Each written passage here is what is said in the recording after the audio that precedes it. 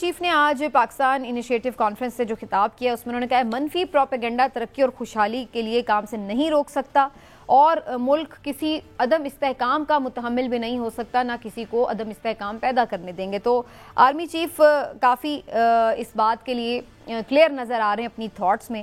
عمران صاحب، یہ جو پیغام ہے بیسکلی بار بار آرمی چیف ویسے سوشل میڈیا کے حوالے سے اپنے کنسرنز کا اظہار کرتے رہتے ہیں، اور آج انہوں نے پھر سے اس کے اوپر بھی بات کی، ساتھ ہی یہ بھی بات کی کہ عدم استحکام۔ تو کیا اس سے یہی مراد لی جائے کہ کوئی بھی قسم کی جو تحریک ہے یا کچھ بھی جو ملک میں آپ کہہ لیں کہ کوئی احتجاج، جلد سے جلوس، یہ وہ اس چیز کی طرف اشارہ ہے؟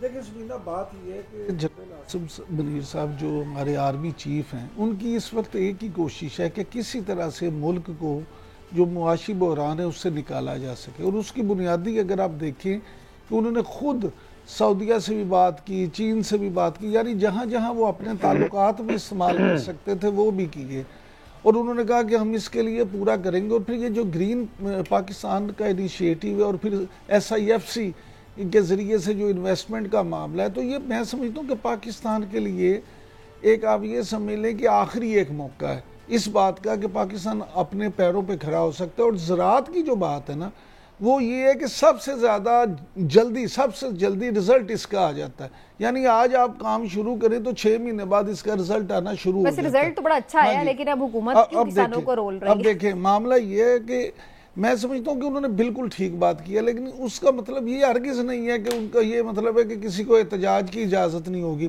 انہوں نے یہ میسیج اور بٹوین دی لائن یہ سیدھا پیغام ہے ان لوگوں کے لیے جو شر پسند قوتیں ہیں، جو ملک میں امن نہیں چاہتے، جو ملک میں عدم استحکام چاہتے ہیں، جو ملک کو معاشی استحکام کی طرف، سیاسی استحکام کی طرف نہیں جانے دینا چاہتے، ان کو انہوں نے کہا ہے کہ یہ برداشت نہیں ہوگا۔ اب یہ کوئی دہشت گرد یا ملک دشمن قوتیں، اب اگر کوئی بندہ خود کھینچ کھانچ کے خود اپنے آپ کو توپ کے سامنے لے اور کہے کہ جی یہ تو ساڑھے وارے کیا گیا، تو یہ اس کی اپنی مرضی ہے۔ لیکن آرمی چیف نے سیدھی ایک بات کی ہے کہ بھئی جو ملک کی بہتری کے لیے سوچے گا ہم اس کے ساتھ ہیں۔ ٹھیک ہو گیا جی۔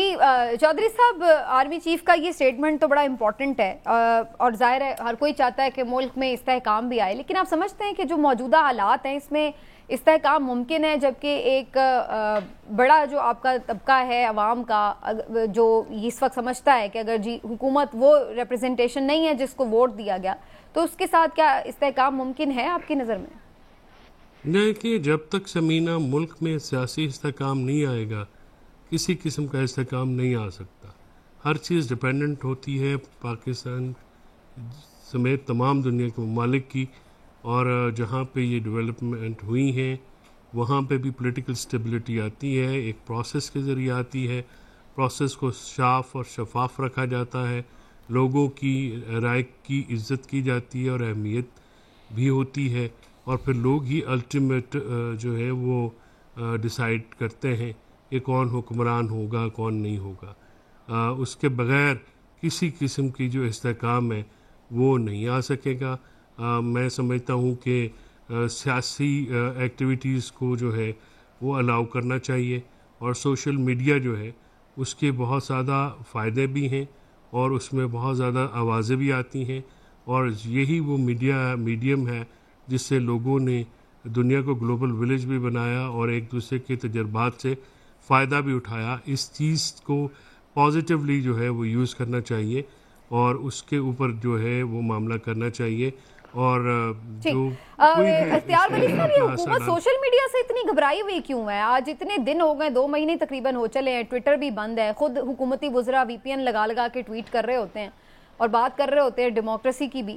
تو یہ اتنے آپ لوگ خوفزدہ کس بات سے ہیں سوشل میڈیا سے؟ اگر کوئی جھوٹ پھیلا رہا ہے وہ پکڑا جاتا ہے، اگلے 2 گھنٹے بعد تردید آ جاتی، پتہ لگ جاتا ہے جھوٹی خبر تھی، تو وہ خود ہی اپنی موت آپ مر جاتی ہے۔ تو گھبراہٹ کس بات کی ہے سوشل میڈیا سے آپ کو؟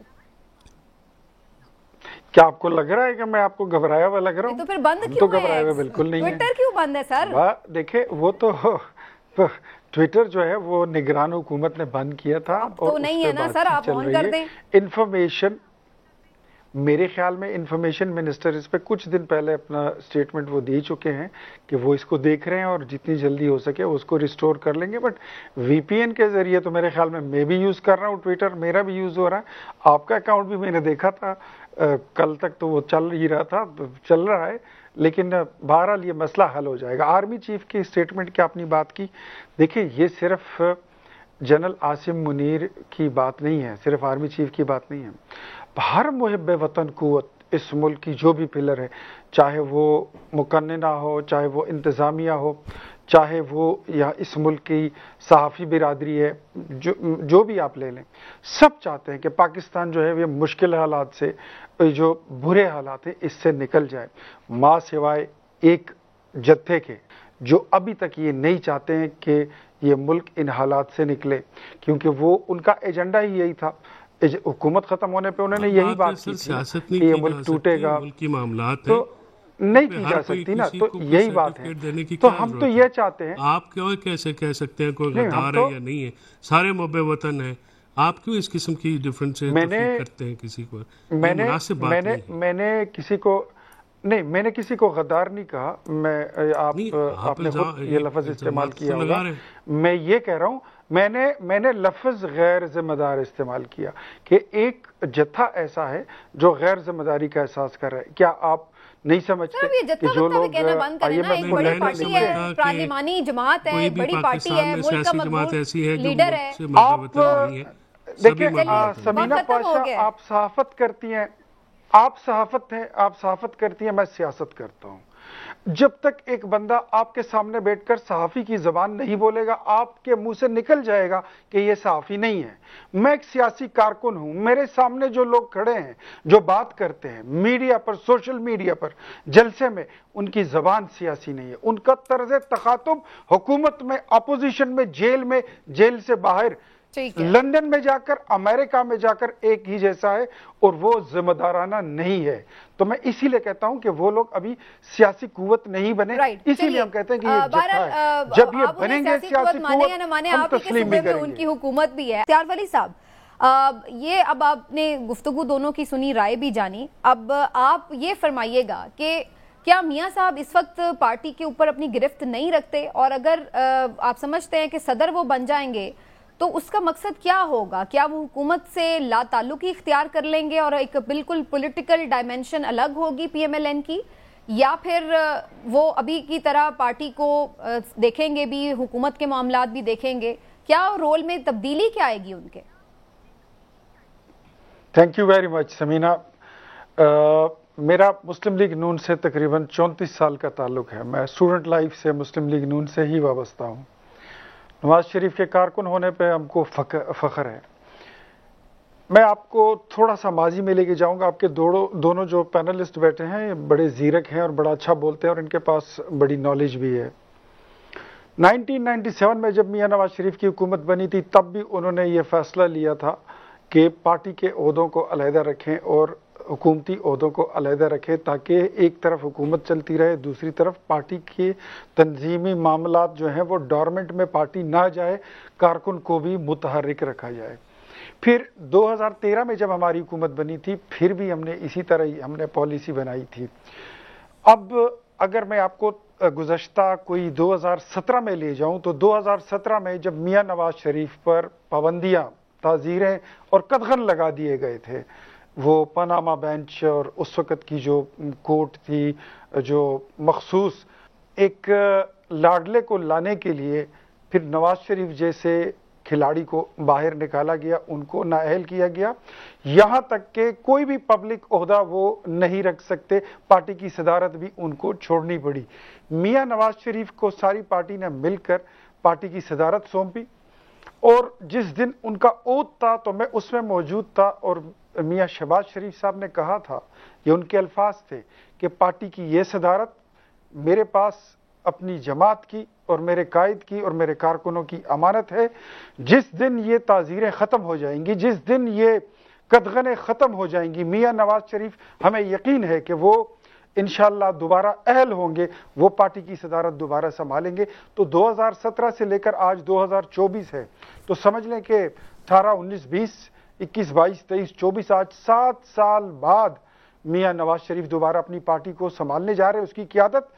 اس کا مقصد صرف یہ ہے کہ ایک طرف میاں شہباز شریف صاحب وہ اپنے حکومتی کام جس مشن پر وہ بیٹھے ہیں، جس سٹیئرنگ ویل پر وہ بیٹھے ہیں کہ انہوں نے پاکستان کی اکانومی کی ریوائول کرنی ہے. پاکستان کتنے نازک حالات سے گزر رہا. آپ نے دیکھا کہ جب یہ لاڈلے کی حکومت ختم ہوئی تھی 2022 میں اپریل میں، تو انہوں نے کہا تھا کہ پاکستان اب دیوالیہ ہوگا، پاکستان اب صومالیہ بنے گا، پاکستان اب سری لنکا بنے گا، خاکم بدہن یہ ملک اب 3 ٹکڑے ہو جائے گا، یہ ٹوٹ جائے گا.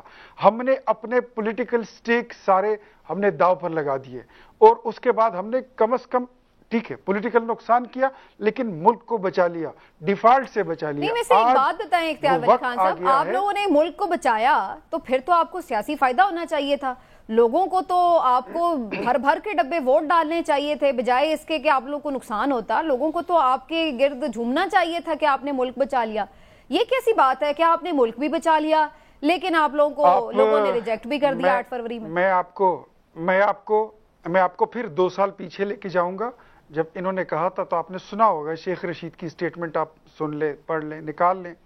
پرویز الہی کی دیکھ لیں، آپ اسد عمر کی دیکھ لیں، آپ عمران کی دیکھ لیں کہ ہم بارودی سرنگیں بچھا کر گئے ہیں، یہ لوگ سروائیو نہیں کر سکیں گے. اور میں پھر کہتا ہوں کہ ہم نے پولیٹیکل سٹیکس داؤ پر لگائے. ایک چیز ہم مانتے ہیں کہ ہمارے مخالفین کے پاس بیانیہ گھڑنا 4.25 سال، مطلب اگر آپ کے پاس ڈیلیور کرنے کو کچھ نہیں ہے، آپ اچھے بیانیوں سے کام چلاؤ.